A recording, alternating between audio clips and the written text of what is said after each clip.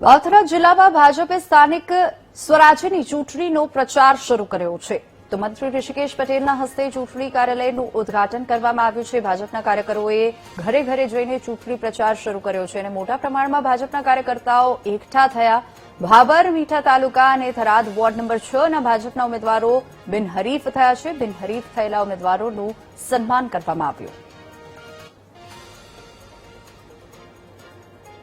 અને વાવથરા જિલ્લાના પ્રભારી મંત્રી શ્રી ઋષિકેશભાઈ પટેલની ઉપસ્થિતિમાં વાવથરા જિલ્લાનું ચૂંટણી કાર્યાલયનું ઉદ્ઘાટન કરવામાં આવ્યું છે અને આ ઉદ્ઘાટન પ્રસંગે જિલ્લાના પ્રભારી વિશાલભાઈ, ચૂંટણીના ઇન્ચાર્જ ગુમાનસિંહ બાપુ, પૂર્વ સાંસદ પરબતબા અને તમામ જિલ્લા પંચાયતના ઉમેદવાર, તાલુકા પંચાયત ઉમેદવાર અને નગરપાલિકાના ઉમેદવાર અને મોટી સંખ્યાની અંદર ભારતીય જનતા પાર્ટીના કાર્યકર્તાઓ ઉપસ્થિત રહ્યા।